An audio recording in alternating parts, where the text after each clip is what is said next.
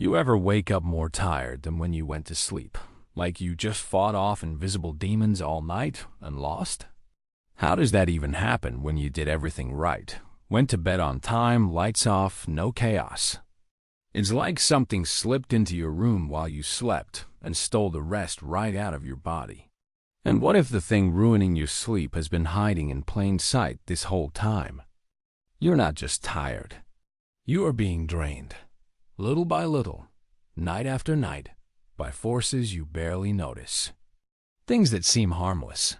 Things that sit on your nightstand or hang quietly in your habits like background noise.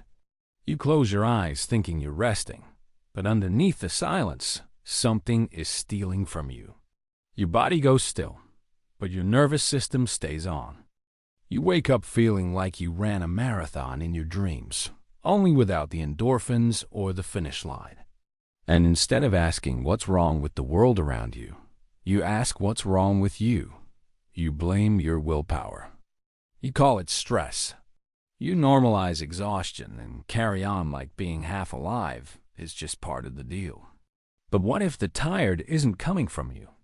What if it's being created every single night by an invisible lineup of thieves? Sleep isn't just about closing your eyes. It's about what happens once you do.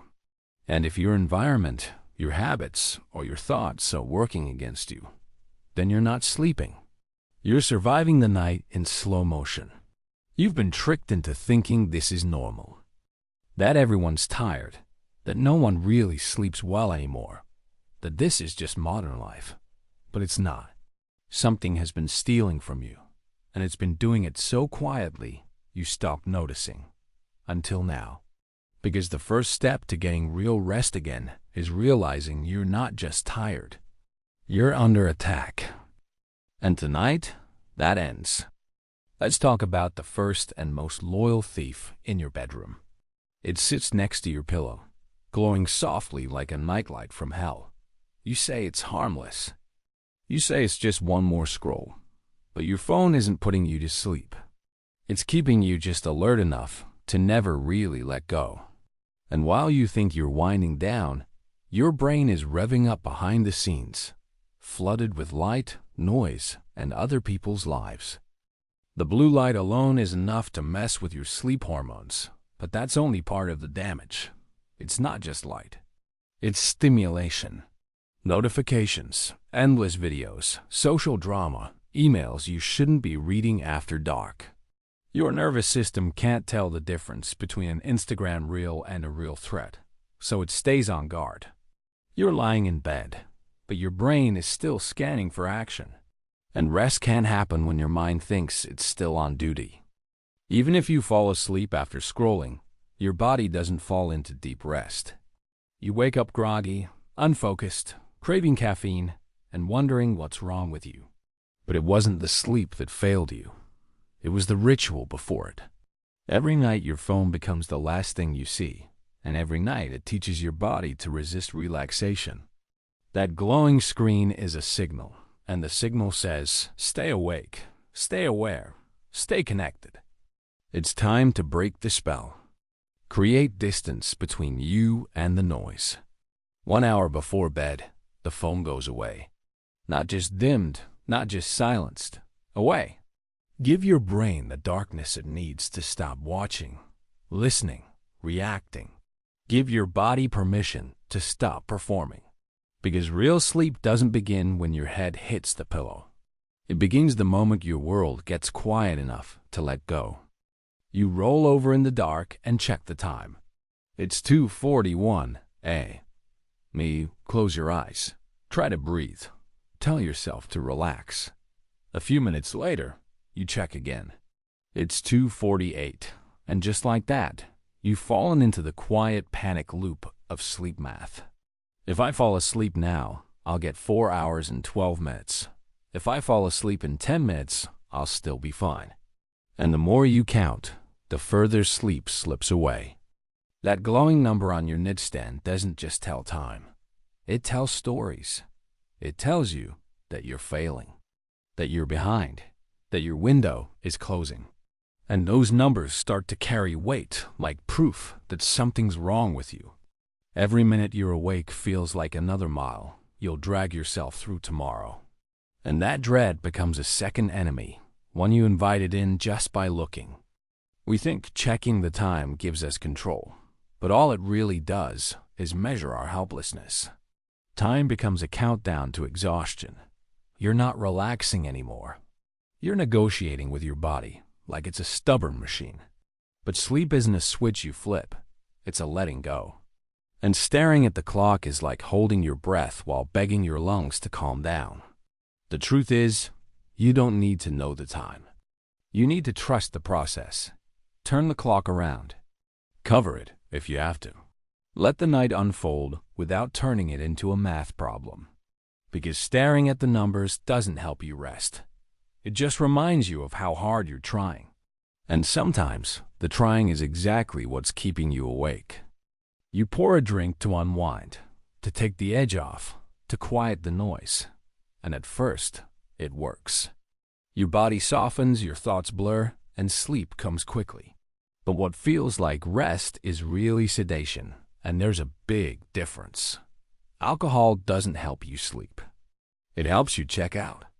And what you miss in that checkout is the kind of deep, restorative sleep your brain needs to actually heal. You fall asleep fast, but that's where the illusion ends. Alcohol blocks REM cycles, fragments your rest, and sends your body into light, choppy sleep that leaves you waking up foggy and unwell.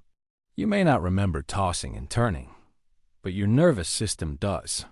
It wakes up confused, overstimulated, and already behind. And no amount of cold water or strong coffee in the morning can undo that kind of debt. It's easy to call it harmless.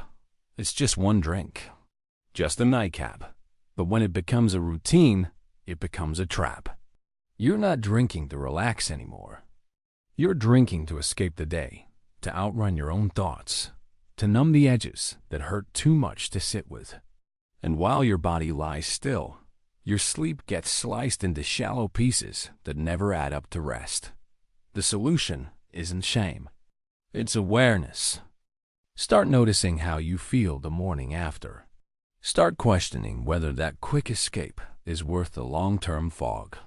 Sleep is your most powerful form of recovery, but it only works if you let your body do the work. Alcohol doesn't support that. It replaces it with silence. And silence isn't the same as peace. You finally get into bed, lights off, blankets pulled up, and then it shows up. Not a monster under the bed, not a noise from the hallway, just your own thoughts slipping in like a shadow wearing a hoodie. It waits until everything is quiet. Then it starts whispering. What did you forget today? What if that thing goes wrong tomorrow? What if you never figure it all out? And suddenly your mind is running laps while your body begs to sleep. This is anxiety in disguise. It does not yell. It nudges. It loops. It revisits every awkward moment, every unfinished task, every possible future that might collapse. And while it pretends to be useful, what it really does is hijack your ability to rest. You are not solving anything in bed. You are just rehearsing fear on a stage no one can see. And the audience is your nervous system, stuck in the front row, unable to leave. We have normalized this kind of mental noise. We call it overthinking. We laugh about being up at 2 in the morning solving problems that do not exist yet. But the truth is, your body interprets those thoughts as threats. Your heart stays a little faster. Your breath stays a little shallow. Your muscles never fully release. So you sleep, technically, but it is not healing. It is survival mode wearing pajamas. You cannot think your way into rest, but you can learn to signal safety. Try writing down the worries before bed, like letting them live somewhere else for the night. Try breathing deeper, slower, even when your mind resists. Your thoughts do not have to be fixed to be released. You just have to give your body a reason to believe it is finally safe to stop holding on. Your room may sound quiet, but your brain knows better. That hum from the fridge down the hall, the subtle tick of a wall clock, the car that drives by at the same time every night. These are not just background sounds. They are tiny alarms your nervous system hears, even when you think you are asleep. You have trained yourself to tune them out, but your body is still listening, still reacting, still on edge. You tell yourself it is no big deal. You say you are used to it. But even soft, repetitive noises can chip away at the quality of your rest. Your brain is wired for survival, not silence, and that means any unfamiliar sound, even a soft one, gets flagged. You might not wake up completely, but your sleep fragments. You never fall into that deep place where real restoration happens. Then, there are the digital culprits. The phone that buzzes from across the room, the notification you forgot to mute, the smart device that lights up for no reason. These are modern intrusions we have accepted as normal, but they are anything but harmless. When your sleep is interrupted, even slightly, your body feels it the next day. Not as fatigue, but as irritability, fog, tension you cannot quite name. Soundproofing your sleep does not require a perfect world. It just requires intention.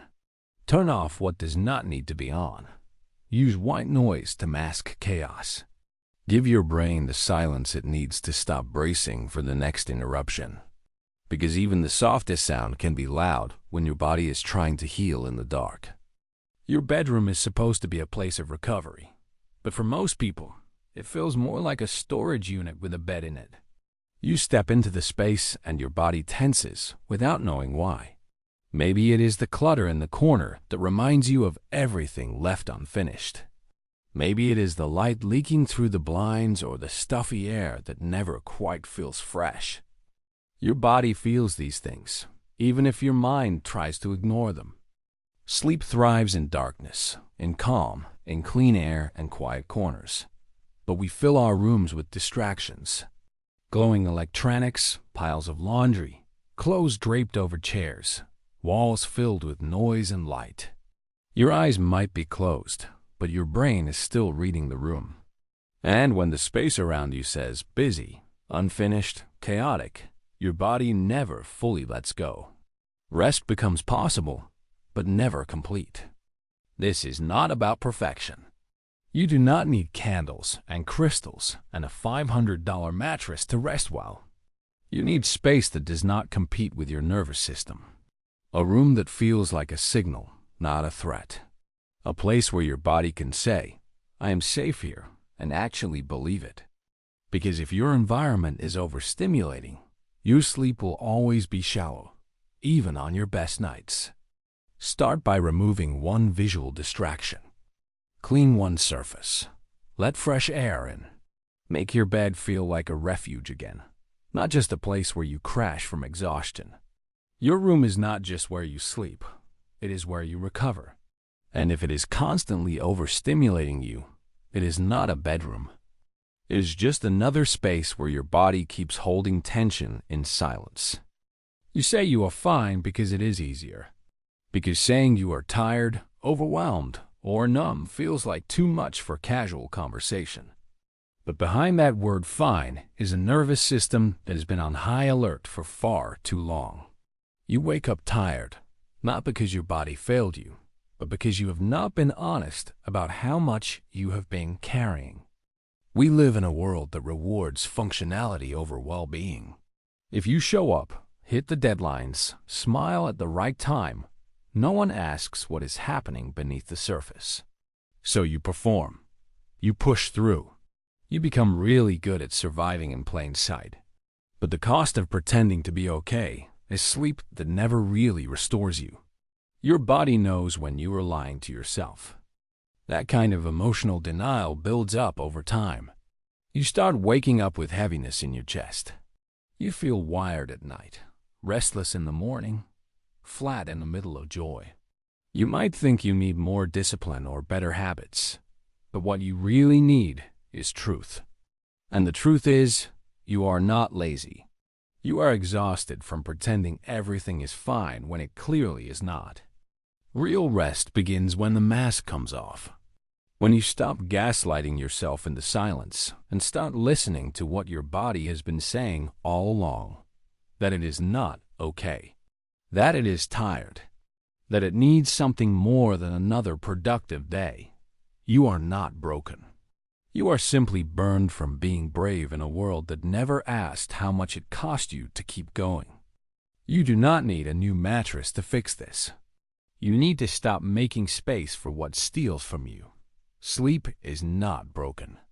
It is being interrupted, diluted, stolen by habits and patterns and noise that you have learned to live with. But just because something is common does not mean it is normal. And just because you are functioning does not mean you are fine. Each of these sleep killers may feel small on their own, but together they create a storm that never lets your body truly rest. You do not need to solve everything overnight. You just need to notice. What in your life is keeping you awake without making a sound? What have you normalized that is slowly draining you? Awareness is not the end of the road. It is the doorway. Start by removing one thing. Just one. Put the phone down an hour earlier. Mute the noise. Tidy the space. Speak one honest sentence to yourself before bed. You do not need to earn sleep. You are allowed to rest as you are. Not once you fix everything, not once you prove your worth. But now, as a human being who is done surviving the night in silence, your rest is sacred. And you do not have to keep sacrificing it. You can reclaim your nights, one quiet decision at a time.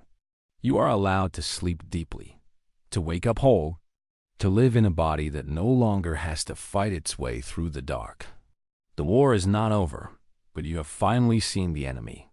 And that changes everything.